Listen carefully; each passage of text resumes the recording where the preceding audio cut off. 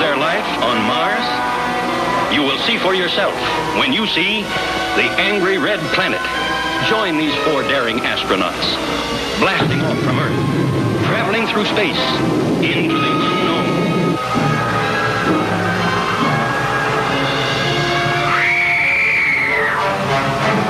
See unbelievably big sea monsters. See man-eating bugs bigger than buildings. A spectacular adventure on the Angry Red Planet. Of all the planets, Mars is the one that people most associate with life. Aliens, bug-eyed monsters, but most of all, of course, intelligent Martians. And it's not just nutcases who think that.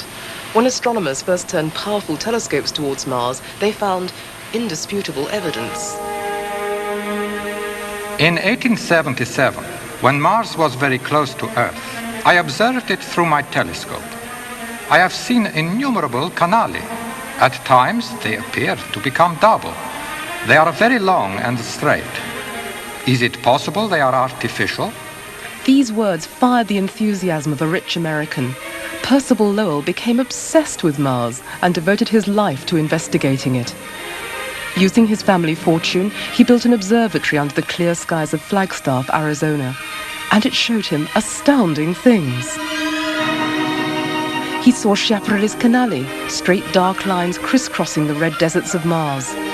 He reasoned only intelligent beings could have designed such an organized system, stretching from the polar caps of Mars to the central plains. It is evident to me that the Martians, endangered as they are by water shortages, are a peace-loving people with a planet-wide democracy. They have built a network of canals to irrigate their dried-up world, and these are a wonder of engineering.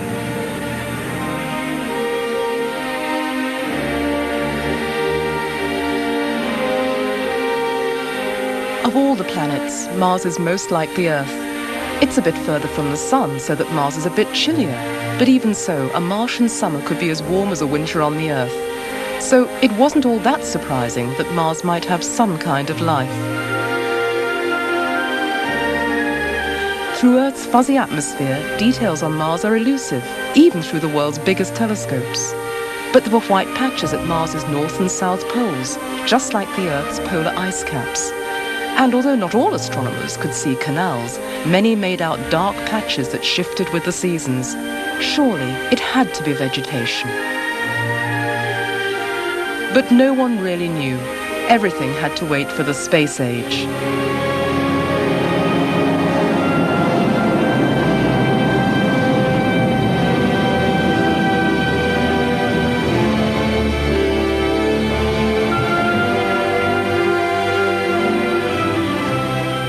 These early Mariner spacecraft sent back our first fleeting pictures of another world in close-up. And sadly, they revealed that Mars was no lush paradise of life. It appeared to be a barren world pitted with craters and almost devoid of air. No sign of Lowell's canals, and the shifting vegetation turned out to be wind-blown dust. As far as life was concerned, Mars seemed a dead loss. But in 1971, America's Mariner 9 showed a new Mars, the side earlier probes hadn't photographed. There were huge volcanoes and gaping chasms, and strange, sinuous valleys which, although now dry, could only have been cut by running water. If there was water, there could be life. And so, with optimism running high, biologists and astronomers got together to design the ultimate spacecraft, one which would soft land on the sands of Mars and search for signs of life. The 2 Viking landers were the most sophisticated spacecraft ever designed. At the end of a robot arm, each had a scoop for Martian soil samples, which it could place in a tiny laboratory for analysis. Meanwhile, the Viking's cameras would scan its surroundings, and a small radio dish would manfully relay all the pictures and data back to Earth. This particular Viking was road-tested in some of the harshest deserts on our planet Earth, and so scientists thought they knew what to expect. But what kinds of life forms might cope with the special problems of Mars? The Mars atmosphere allows deadly ultraviolet radiation from the sun. Life forms on Mars may have silica shells to protect them against the radiation. We know that Mars is very dry. life forms on Mars may have developed special ways of preserving their water content, and those forms may not look familiar to us. I could imagine a kind of plant that is indeed an ice eater, with fine root-like structures, searching not for liquid water, but searching the permafrost, reaching down to get at that ice. In those very early heady days, there were some people who thought we might find visible signs of life, maybe be able to take a picture of life. That was pretty fanciful, but it was possible. But for the most part, we were looking for things that were very small, tiny, below the level of the human eye, that you would have to, we didn't carry a microscope, of course. We really took chemical kinds of experiments. We took small samples of the soil and looked for the kind of things that biology do. 5, 4, 3, 2, 1, separation. July 1976, and hopes are high as Viking 1 approaches Mars. At Mission Control, scientists follow the lander's descent with bated breath. We were at the command center at the Jet Propulsion Laboratory in Pasadena, California, where all of the teams had, of course, assembled for the mission. And as we heard over the speakers and watched our monitors the various altitudes of the spacecraft, why we were, of course, very excited and filled with great anticipation. Point range of 2,600 feet, 188 feet per second. 2,600 feet! 2,600 feet! 366 feet. 73 feet per second. ACS is close to vertical. Nav is green for touchdown. ACS is green, 1.5 degrees per second max, 0.2 Gs feet per second. Touchdown, wind. The 5 years of planning paid off. Viking was safely down and ready to begin its first-hand inspection of Mars. The first pictures didn't come back until about 30 to 35 minutes after landing, so that was a long time that we had to wait to know whether the cameras were actually going to work. And it was a suspenseful time as we waited. But then when the pictures started, they were painted on the monitor a line at a time, and so it was we had to wait and watch the picture as it unfolded, and that was quite exciting. Elliot, what do the pictures show us? Well, the first picture was planned to take a scene from one footpad to the other so we could see what the surface was like and what interaction this footpad had with the surface. Then the next picture was a panorama that took the horizon, and that showed us what the far field looked like. The horizon on Mars, since it's a smaller planet than Earth, is only several kilometers away. And on the horizon, we could see the rim of a crater and some large rocks of various types, a very rocky scene. There were rocks several meters across on the rim of a crater on the horizon. And then there was one about 9 meters from the spacecraft. There was a large rock that we called Big Bertha, but we changed the name to Big Joe because some of the ladies didn't like Big Bertha. But Viking didn't just see Mars in black and white. Within hours, the first color pictures of the red planet started to come in.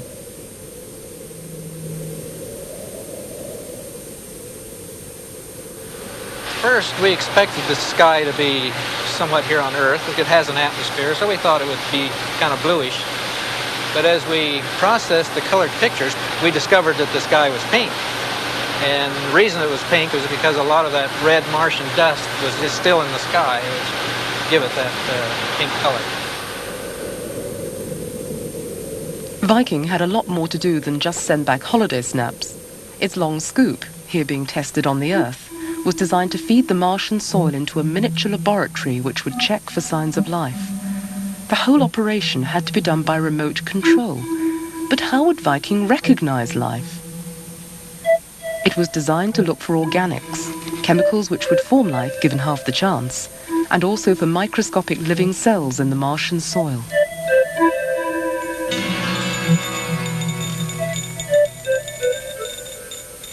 What kind of things did you detect coming off in these experiments? Well, that was a surprise.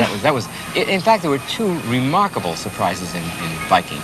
One was the fact that we didn't find any organics, any of these chemicals that life is made, and that really perplexed us. How could there not be any organics, since there was every reason to think that we would find organics that came from meteorites or that came from just the synthesis of the normal chemistry of Mars, but not finding any was very surprising. How weird. In one of the experiments, a really surprising thing happened.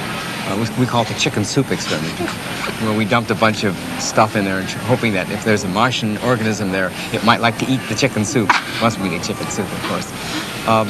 But to our amazement, what happened is oxygen started coming off, as though there were some very funny thing breathing out a lot of oxygen. On board the lander was a miniature laboratory, no larger than a big waste paper basket. It contained 3 automatic experiments. The chicken soup experiment was designed to look for the activity of living cells in the soil. A small amount of nutrient, the chicken soup, ran down to the bottom of the container. It gave off water vapor which moistened the soil. At this stage, any cells present should not have responded. But to the scientists' surprise, the moistened soil very quickly produced lots of oxygen gas. And then as quickly as it had started, it suddenly stopped. Was it life that had produced this sudden burst of oxygen? Well, the current explanation is that probably there are these peroxides on Mars. That's the kind of thing you put in your hair to make it blonde? Yeah, that's right. The kind of stuff, probably not hydrogen peroxide, which is the kind you find in the drugstore or in the pharmacy. Probably iron oxide, since there's a lot of iron on Mars.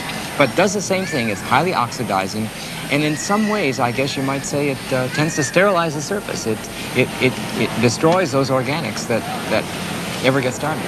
So if life chemicals are so common in space, they're common on the Earth, they're common in meteorites, they're common way out beyond the solar system, why aren't they they on Mars? Right, great question.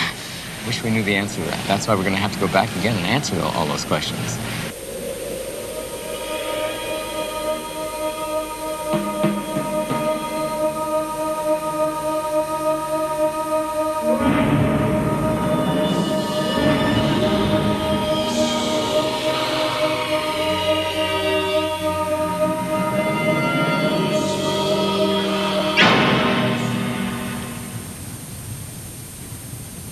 The closest we can come to Mars on Earth is in a barren desert like this one. In fact, to look at, the two are very similar. The same pinkish-coloured soil, the same dark volcanic rocks. But Mars is a great deal more barren. The Viking landers have shown us that, life or no life, Mars's soil has a peculiar chemistry. Its thin atmosphere has no protective ozone layer, unlike here on Earth. Without this sunscreen, the merciless ultraviolet rays of the sun beat down unchecked, sterilizing the Martian soil. In the past, conditions may have been kinder and life may have started. But without an ozone layer, it would have had a mighty struggle to survive. While here on Earth, our sunscreen protects life. And as a result, it can flourish in even the most unexpected and hostile environments.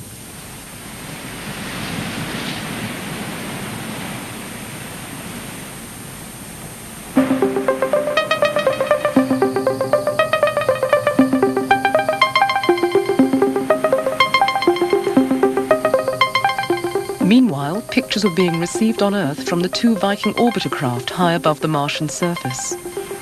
Over a period of 6 years, they sent back thousands of images.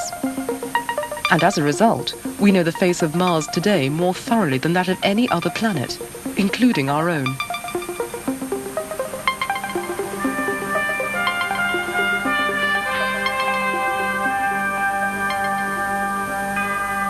Even though the Viking mission is over, we are still learning more from the data as our computer power increases.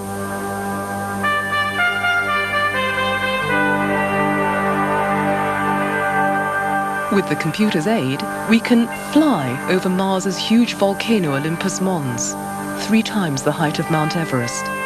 That's something which would have been undreamt of when the mission first started.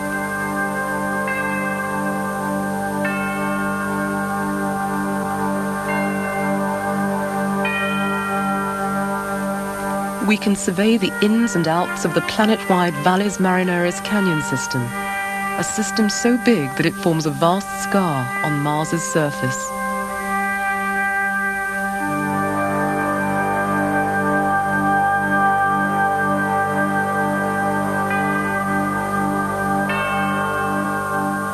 The Valles Marineris is one of the prime targets for when we next go to Mars. We have a long way to go and lots of steps to fill in before we send people. For example, we got lots of pictures with Viking, and we have beautiful pictures of local areas, and we're drawing geologic maps of those showing where the rocks are. But we didn't have chemistry.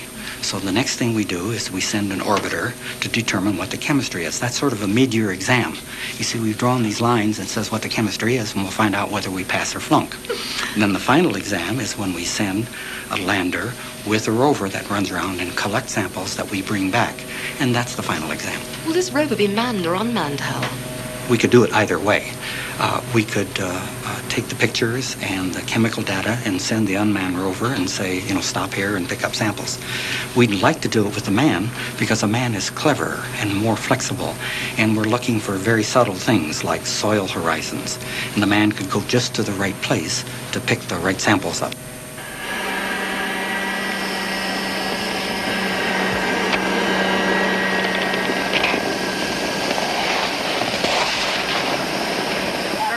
In Tucson, Arizona, a prototype for the first unmanned Mars rover is taking shape. Yeah, the relief valve is operating. We got about 24 It's not being designed by a giant aerospace corporation, but by a group of students commissioned by NASA. There have been designs which have had sort of small wheels and intelligent sensor systems and intelligent decision-making programs, but that costs a lot of money. And the idea of this is it's much cheaper if it doesn't need that intelligence. If we have these huge wheels, we don't have to be that fussy about where we can just drive over most of the obstacles on the planet. How fast will it move over the Martian surface? About a kilometer a day. Kilometer a day, so crawling along. Yeah. Okay, so you can see each one of these valves goes to a sector, and like we saw over there, and can either inflate or deflate it. Yeah. And then we use the computer to tell it to roll in different directions.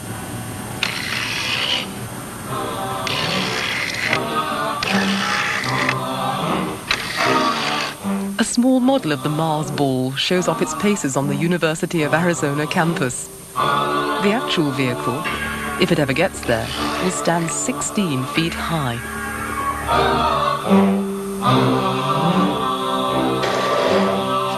I don't like to ask this question. What happens if one of those gets jammed? Well, we don't like to answer that question.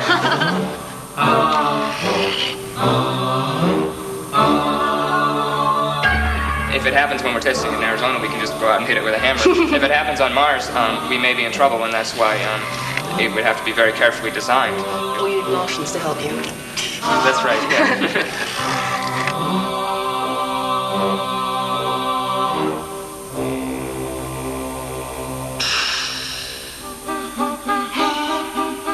Should man ever go to Mars, he'll certainly face problems. For a start, there's the distance. The round trip takes about 2 years, and that's one reason why the Russians, in their Salyut space station, are experimenting with long-duration spaceflight. What's the effect of weightlessness on the human body over long periods? And can you wash away the psychological problems of living in space in a space station shower? Worst of all, space gets into your bones in the most insidious way. Prolonged space living makes your bones brittle, and although vigorous exercising lessens the effect, it won't go away. But we're getting there. Russian cosmonauts have managed to live in space for periods of nearly a year. They claim that within 15 years, man will set foot on Mars.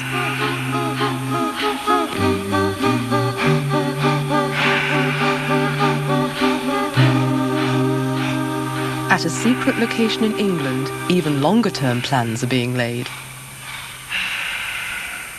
It's pretty clear that the scientists have done their homework on ways of keeping people alive in spaceships, but we don't think that the social scientists have done their homework very well. And we actually don't know whether a mixed group of people are going to be able to live together in harmony for the duration of some of the early settlements on another planet.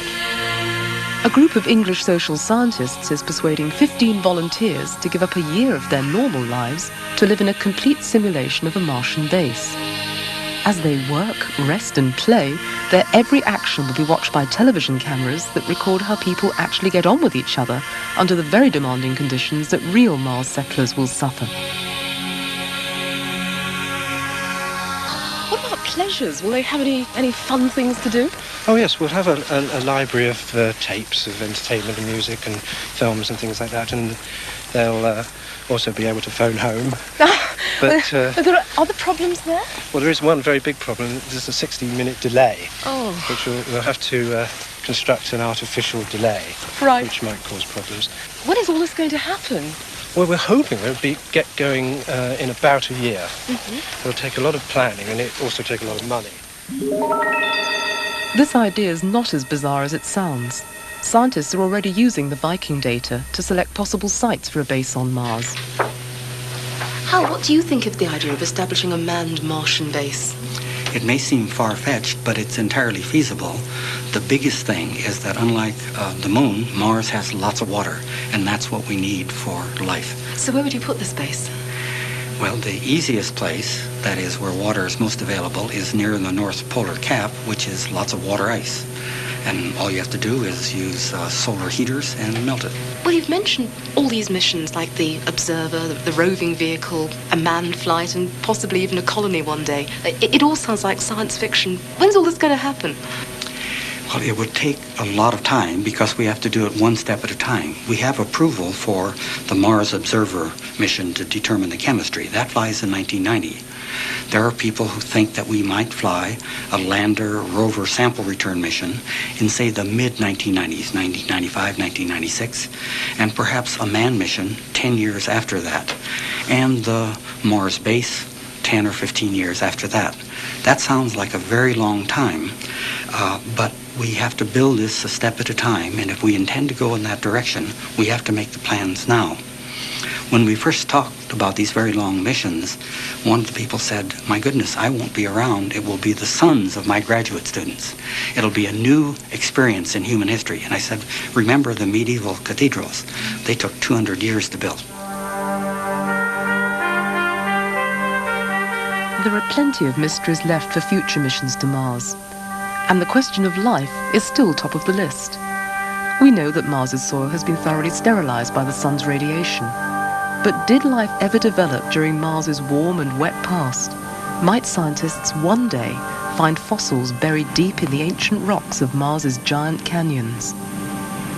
Some of us feel that, some of us, I sit on both sides, feel that maybe there never was life on Mars. Maybe it was always this way. And others feel it's possible that today's Mars is different than it was, say, 2-3 billion years ago.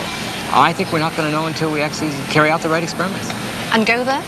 Right. I think the only solution, as science always does, is you have to do an experiment. You have to go there. You either have to have people there, you have to have spacecraft there that actually go look for fossils or look for meteorites or look for something. Until we have exhausted ourselves, we just won't know the answer to that. Well, let's wish the next generation the best of luck in getting there and finding out. Let's give them everything. So Lowell decided to start an observatory. They might find fossils when they get there, but they won't find Percival Lowell's canals. The longer he looked at Mars, the more of these lines that he thought he saw. And so he thought that they were canals. And this meant there must be people on Mars to build these straight canals. But it turns out that all Lowell was really seeing was just an optical illusion through the eyepiece. It could be that his eyes just wanted to draw lines between the dark and light areas on the planet, or possibly the optical arrangement of the telescope was accentuating that, was making the light areas lighter, the dark areas darker, and was making him think he saw those lines when they weren't really there. Perhaps Percival Lowell did get too carried away by his own enthusiasm for Martian canals. But his conviction about life on Mars was the spur to research leading to the Viking landers and to the next round of American and Russian spacecraft that will photograph Mars and roll around its bare deserts. And beyond that, we can look forward to the day when there will be intelligent beings on Mars. Not little green men or bug-eyed monsters, but settlers from planet Earth. And most encouraging of all, our future exploration of Mars is now becoming more international and more collaborative. The Russians and the Americans are openly speaking to each other about their plans, and already they're keen to collaborate over certain details. Mars may well be the red planet, but let's hope it's not just a Russian cosmonaut, but an international team who become the first Martians of the future. It would certainly make Percival Lowell a very happy man.